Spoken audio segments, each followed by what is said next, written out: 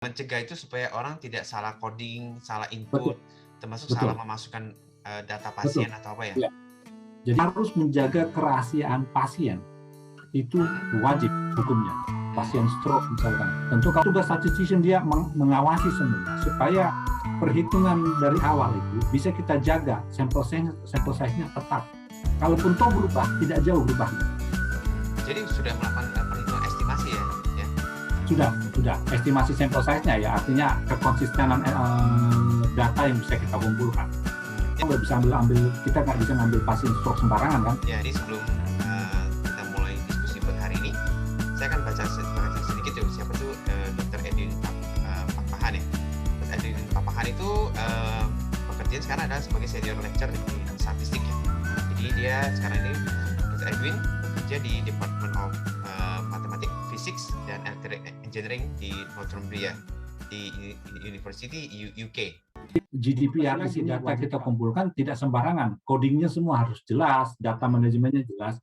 Jadi pada saat kita menulis grant applications itu biasanya pemberi dana sudah minta, kami minta data manajemen plan-nya seperti apa. Oh sudah, Jadi itu sudah termasuk hal yang berarti sangat detail sekali ya SOP yang sangat detail. Ya. Mencegah itu supaya orang tidak salah coding, salah input, termasuk salah memasukkan data pasien atau apa ya? Ya. Jadi kode-kodenya semua sudah ada, termasuk juga balik lagi ke para pihak dokter ketika mereka mengambil data dari pasien, mereka harus dapat inform consent-nya kita sampaikan ini contohnya, semuanya. Dapat approval dari ethic board seperti apa. Jadi memang kompleks ya, lama ya, tapi memang begitu adanya. Jadi proses memulai penelitian itu tidak mudah, tidak hanya one day jadi semua, enggak. Tidak hanya itu langsung kemudian terpikir ide, kemudian saya langsung turun lapangan ambil data ya? Iya. Enggak seperti itu. Biasanya 1 tahun sebelumnya kita sudah antisipasi, kita sudah siap-siap, tahun depan ini akan ada banyak dana yang disiapkan dari pemerintah untuk riset, misalkan demensia. Topik-topik penelitiannya ini nih. Jadi sudah kita siapkan semua, mau ini, mana aja tim kita segala macam. Itu jadi ada banyak tugas di dalamnya, dan statistician satunya itu tadi berkontribusi mulai dari desain, kemudian penghitungan sample size dan power, setelah itu mengatasi pengumpulan data seperti apa, codingnya, dan lagi-lagi prinsip blinding di sini perlu ya. Jadi jadi kita harus menjaga kerahasiaan pasien, itu wajib hukumnya. GDPR di sini wajib sekali itu. Jadi kerahasiaan pasien, data pasien tidak akan boleh kita buka ke pihak lain. Itu hanya untuk pihak peneliti saja dan tidak akan dipergunakan untuk kepentingan yang lain. Jadi hanya orang di data manajemen aja yang tahu pasien nomor 1 ini adalah namanya ini, alamatnya segala macam, hanya dia yang tahu. Begitu sudah keluar data ini untuk dianalisis, user di sini sudah nggak tahu siapa yang pasien nomor 1, berarti ini nggak ada yang tahu. Oh ini tujuannya supaya itu ya, supaya tetap objektif ya? Betul. Supaya kita transparansinya jelas, objektifnya juga kita jaga ya. Jangan sampai kita menganalisis, kita sudah ada semacam preferensi untuk beberapa pasien yang kita sudah tahu seperti apa dia profilnya. Jadi semuanya blind. Kami sebutnya sini de-anonymized ya.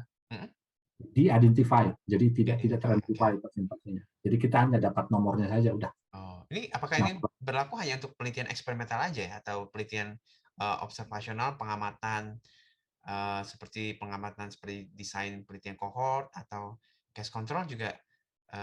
Saya rasa sudah semuanya Pak Ferry.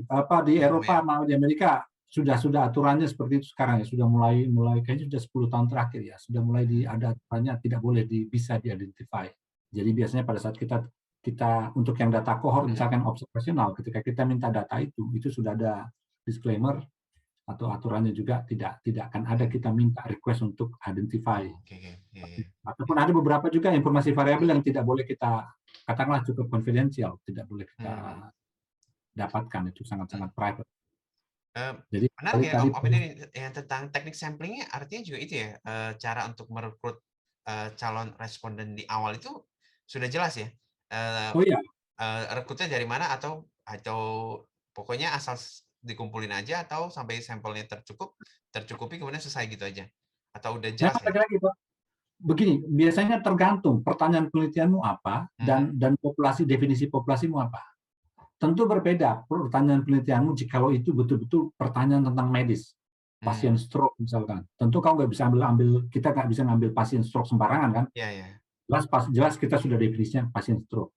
Tapi ada juga penelitian medis tentang manfaat apps, kasih apps ya, yang lewat didistribusi lewat Google Apps segala macam. Itu biasanya ya siapa aja silakan yang mau download, feel free.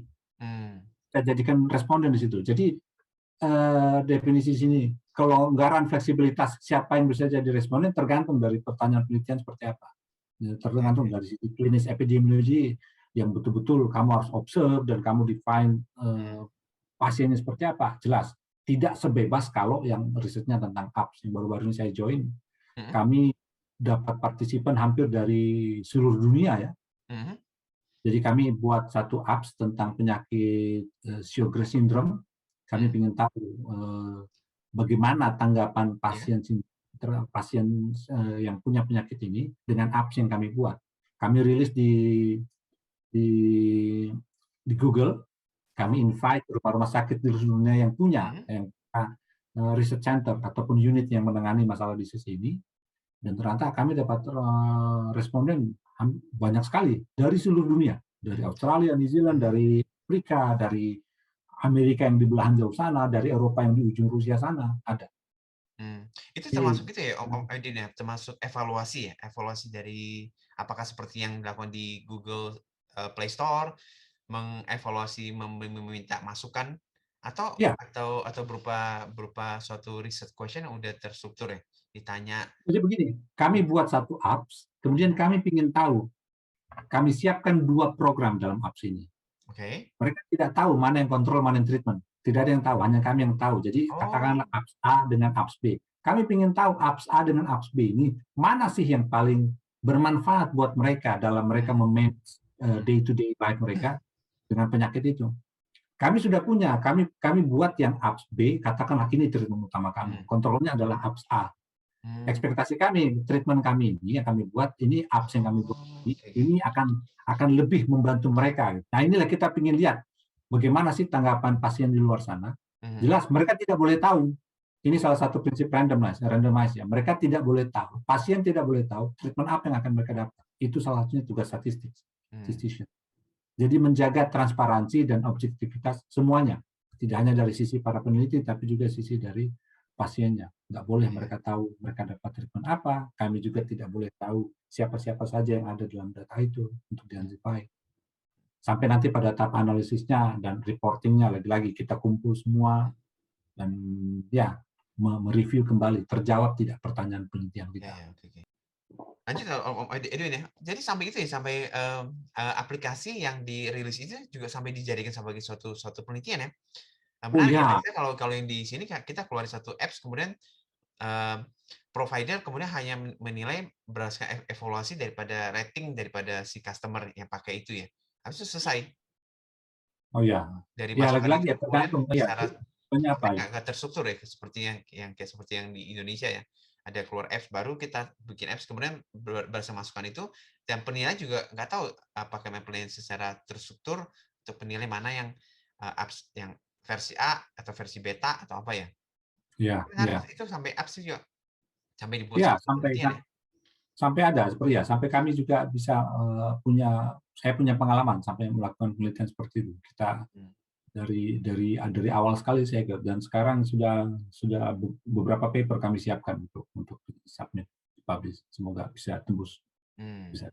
Oke. Jadi memang beda kalau dengan tadi. Sampai artinya ada suatu metode pembuktian yang memang lebih bebas bias ya, lebih objektif ya, berarti menilai bahwa aplikasi yang mana yang paling sesuai dengan si level audiens ya. Betul. Tapi ada kekurangannya, ada tantangannya. Ini sedikit sharing dari yang apps.